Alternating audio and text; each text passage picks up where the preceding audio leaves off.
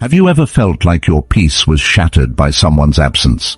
Their silence cutting deeper than any words could, their indifference weighing on you like a heavy cloud. That's the subtle, often unnoticed power of attachment.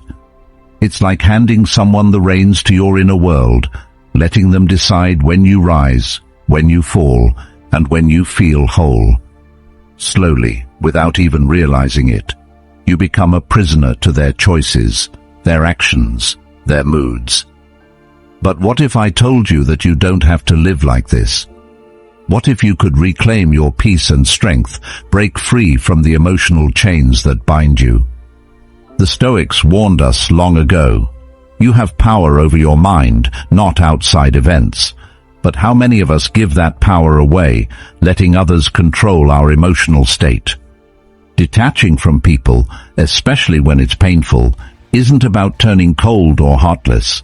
It's about remembering who you are beneath the layers of other people's influence. It's about reclaiming your inner peace, your sense of self-worth, and your autonomy. It's about breaking the chains that you never realized you forged.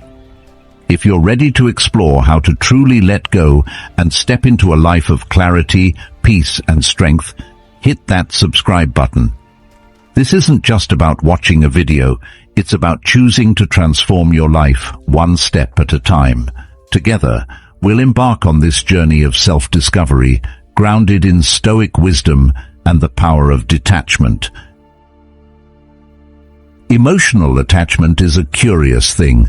It starts off so subtly, so innocently. A smile, a shared moment, a gesture that feels like connection. Over time, you give pieces of yourself away, often without realizing it. It seems harmless at first, but little by little you begin to lose track of where you end and the other person begins. You tell yourself that love requires sacrifice, that it's normal to give part of yourself away for the sake of someone else. But what happens when you give too much? When your happiness, your peace, your emotional well-being becomes tied to someone else's actions or absence? The more you give, the more you lose. You start to shape your world around their needs, their moods, their silence. What once felt like love slowly transforms into dependency. Their behavior dictates your emotional state. The silence from them feels like a weight. You begin to wonder, who am I without them? Their choices start to control when you rise, when you fall, and when you feel whole. It's easy to lose sight of yourself when you're so focused on another person. But here's the truth. Attachment, when it goes unchecked, becomes a quiet prison. When we tie our worth to someone else's behavior, we give away our power, and we allow them to control our happiness, our peace, and our emotional state. But here's where the Stoic wisdom can be a guide. Marcus Aurelius, in his Meditations, reminds us that we can only control what's inside of us. You have power over your mind, not outside events. Yet how often do we forget this? How often do we let someone else's actions or presence determine our emotional state? Emotional attachment in its purest form is the emotional contract that we enter into when we allow someone else to dictate how we feel. Detaching, however, isn't about pushing people away or becoming emotionally numb. It's not about becoming cold or uncaring. Detachment is about reclaiming your inner peace. It's about regaining control over your emotional world. It's about remembering that your worth doesn't depend on anyone else's validation, on their behavior or their presence. Instead, it lies within you. The Stoics believed that true freedom comes from within. By letting go of attachments that drain you, you can find your own strength and clarity again. It's about stepping back from the hold someone else has on your emotional well-being and reasserting your control. Letting go doesn't mean abandoning love. It means that you no longer attach your happiness to someone else's actions or absence. It means that you no longer base your emotional state on their silence or presence. And surprisingly, it's not as painful as it sounds. When you detach, you're not losing the person. You're losing the emotional dependency that made you feel incomplete without them. The key to detaching is recognizing that your emotional freedom lies in your ability to stand on your own. It may seem difficult at first, but once you start, the layers of dependency that you've built up over time begin to peel away. As you detach, you realize that the control you thought they had over you was never theirs to hold. It was always yours. And when you take that back, the chains that bound you, those emotional patterns, start to fall away. What you thought was love may have been an illusion. What's left is your own sense of self, your own inner strength, and your ability to stand alone without feeling incomplete. As you begin to detach, you won't feel empty or heartless. On the contrary, you'll start to feel more whole than you ever have before. And when you release someone from having control over your emotions, you make space for a deeper connection with yourself. You start to rebuild your own worth, not through someone else's eyes, but through your own. Detachment isn't a rejection of others, it's a reclaiming of your own power and peace. So, why do we attach ourselves so deeply to others, even when it hurts us? Why do we allow someone else to have that much influence over our lives? The answer lies in understanding that attachment is rooted in fear. Fear of being alone, fear of not being good enough, fear of losing the connection we've worked so hard to build. But once you begin to detach, you'll see that the things you fear losing are not as vital as you once thought. You're not losing love, you're gaining freedom. And that freedom will allow you to love, not from a place of need, but from a place of abundance and self-respect. Detaching isn't about rejecting others. It's about rejecting the emotional chains that make you dependent on someone else. The power to reclaim your peace is within you. It always has been.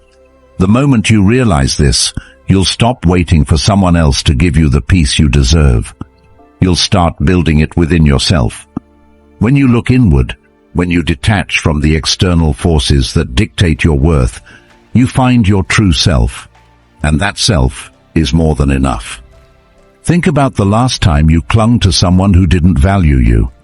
At first, it feels like you've lost something irreplaceable, something that held meaning, something that made you feel whole. The weight of that loss can feel unbearable.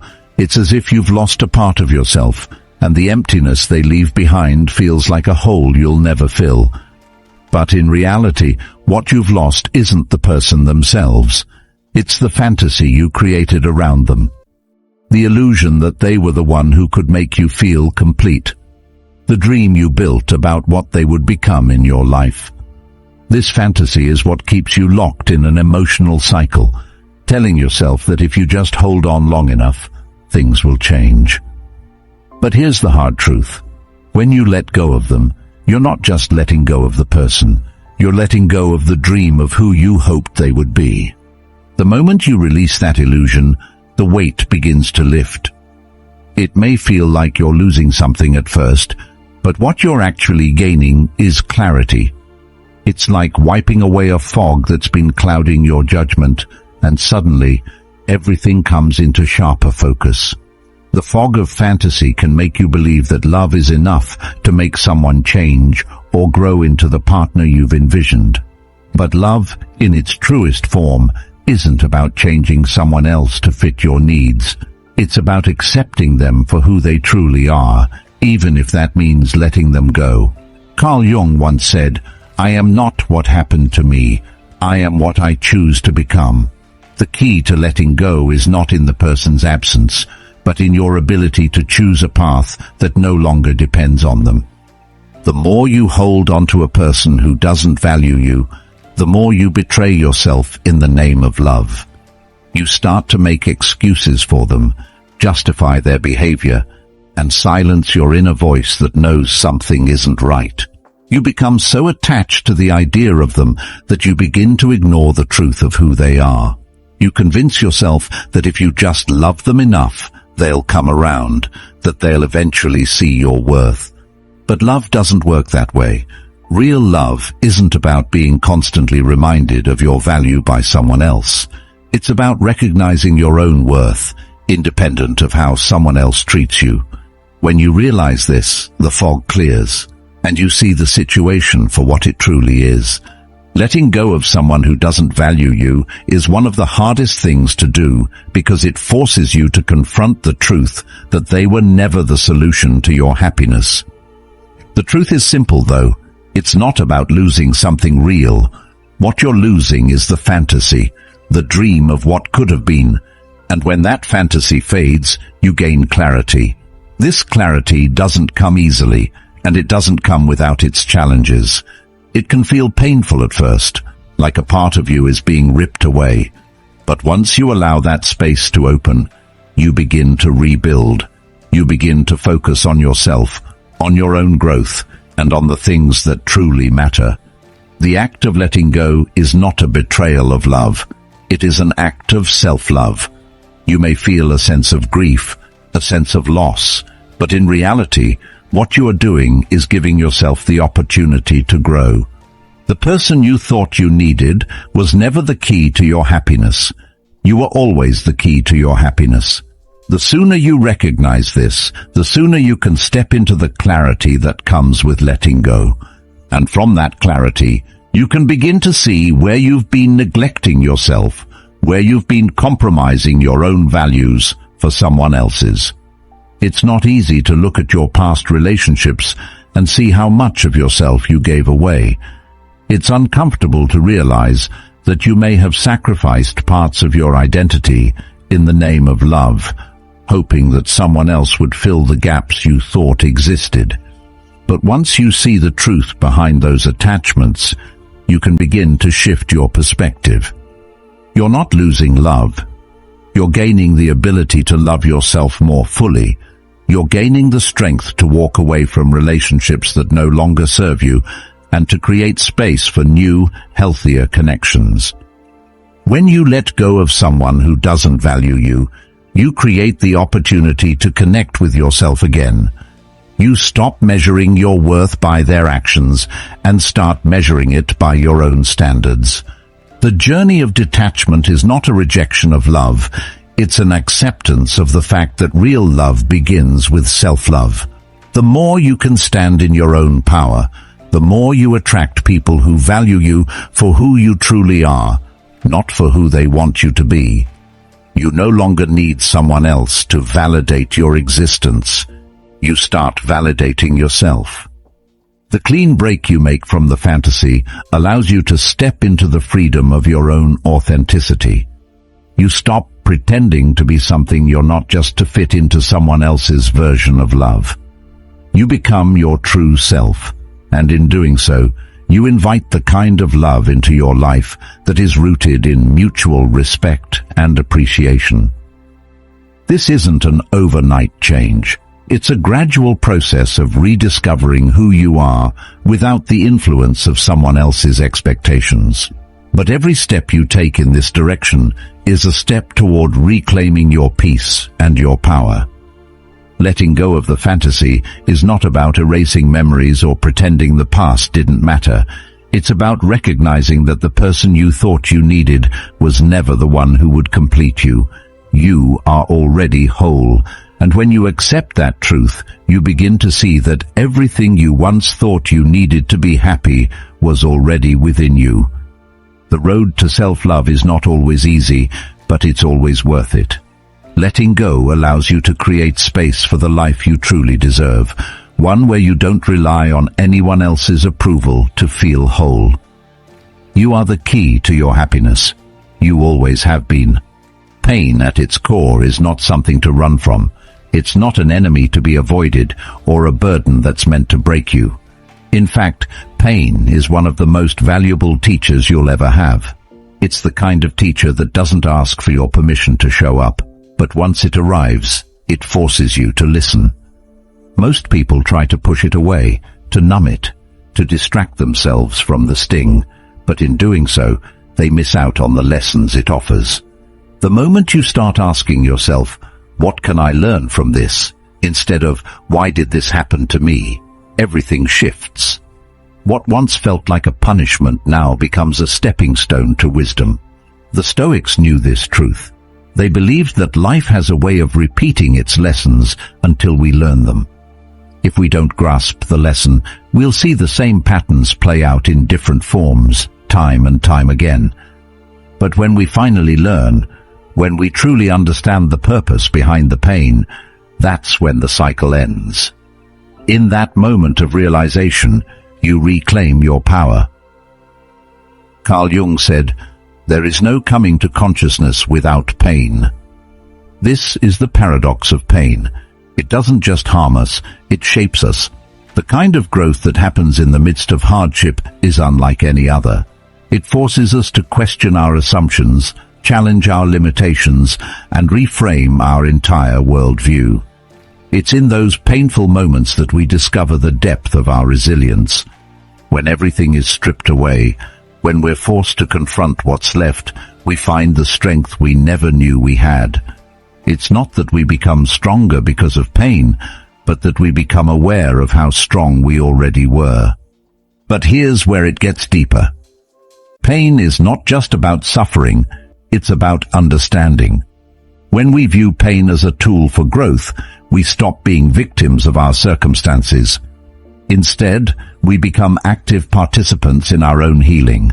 The pain you feel from a broken relationship, a lost opportunity, or a failed dream isn't just random or meaningless. It's there to teach you something. Maybe it's teaching you how to set boundaries, how to stand up for yourself, how to say no when something isn't right for you. Or maybe it's teaching you how to value your own worth, to understand that your happiness isn't dependent on someone else's approval. When we start to see pain this way, it transforms from something we fear into something we embrace. Because the truth is, the more we resist it, the longer it stays. But when we lean into it, when we ask ourselves what it's here to teach us, it starts to lose its power over us. It no longer controls us. We control how we respond to it. The Stoics taught us that we cannot control what happens to us, but we can control how we respond. In every painful experience, there's a choice. You can either let it define you, let it weaken you, or you can use it to build yourself up, to strengthen your character, and to grow wiser. Think about the last time you experienced deep emotional pain. What did it teach you? Perhaps it was a lesson about trust, or the need for self-care, or the importance of authenticity. It might have revealed the areas in your life where you were compromising, where you were settling for less than you deserved. Pain isn't just a random event. It's a signal that something needs to change. And when you pay attention to that signal, you begin to understand the deeper layers of who you are and what you need. It's also important to understand that pain doesn't last forever.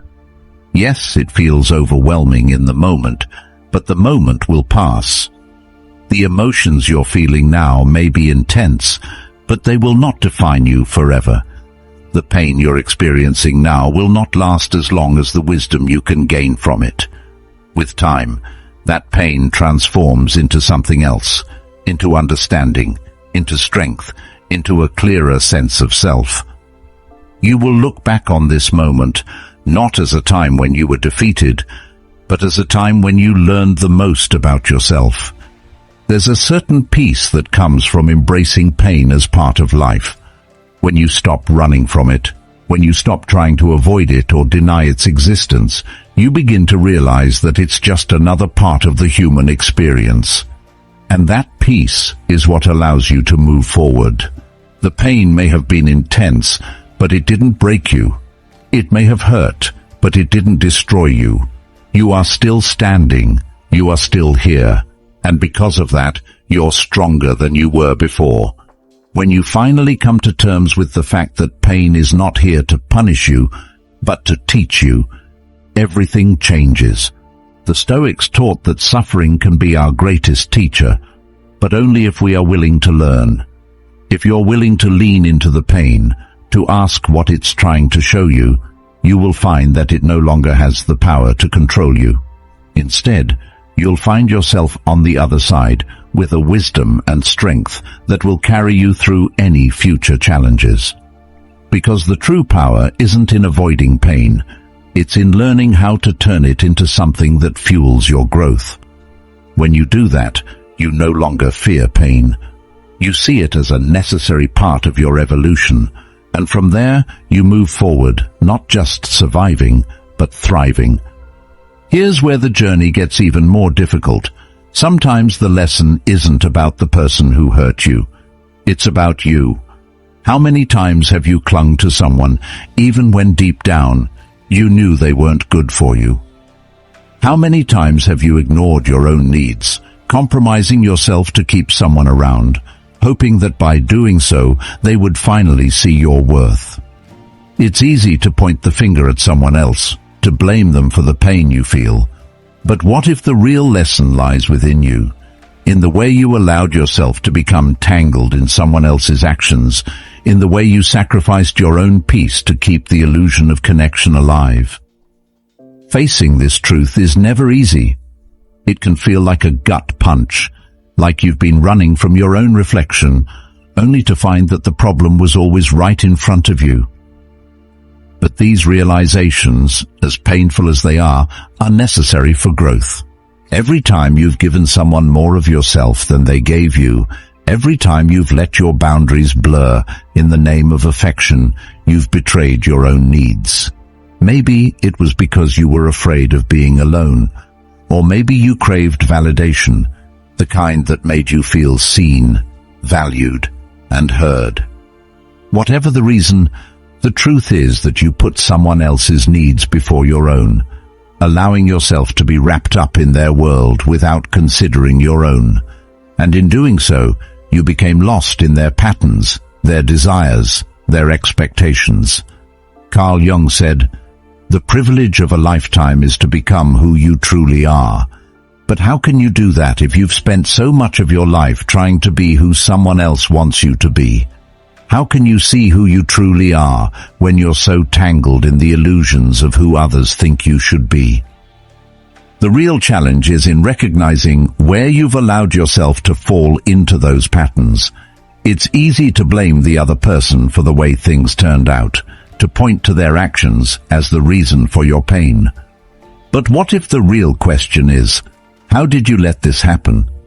What part of you was willing to accept less than you deserve?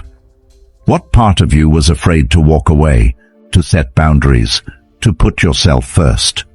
When you start asking these questions, you begin to peel back the layers of your attachment. It's not about blaming yourself, but about understanding the depth of your own emotional patterns, the ways in which you've allowed someone else's behavior to shape your emotional world. When you begin to untangle these knots, you realize that the only way to break free is to acknowledge how deeply you've tied yourself to someone else's choices. As you begin to see this, it becomes clearer that the real work is in reclaiming your power.